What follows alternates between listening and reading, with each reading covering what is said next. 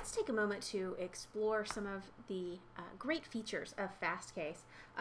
In this segment, we're going to talk about the interactive timeline. There are two different kinds of interactive timelines in Fastcase, but both of them function as citator tools. They are not negative citators, they are citators generally. The first is going to be found here in your search results. If you run a search, you'll get this list of results, and at the top you'll see two tabs. One will say results, one will say interactive timeline.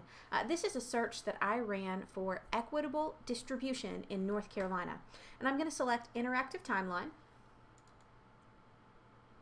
And this is what I get. It is a smattering of bubbles across a graph. On the bottom we have our horizontal axis. This is just a timeline. Across this vertical axis we have relevancy scores. You can change these.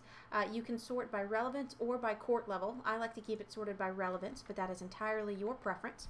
Alright, now in equitable distribution we see sort of a break here. On one side of the line we have just a few cases. On the other side of the line, after 1970, there is this tremendous explosion of cases, and we can see that there is this bubble right here. It's a large bubble. It's the largest bubble on the graph, but it's hiding behind these smaller bubbles.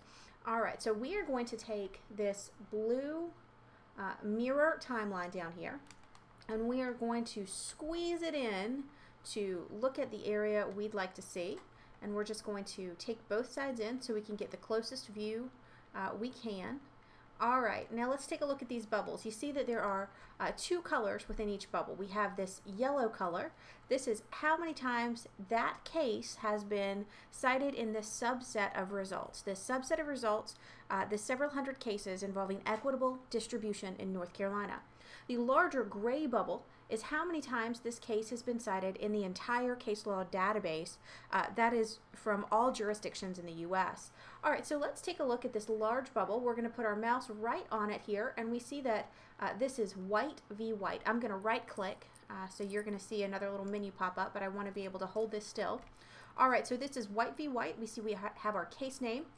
We have our most relevant paragraph from this search, so we see that we are talking about equitable distribution in North Carolina, and in fact we see that this is the first time the equitable distribution statute has been discussed in North Carolina case law. This is a seminal case for us. We see that it's been cited 394 times in the entire database of case law, and within our search, those results have cited it 129 times. So this is a very important case for us.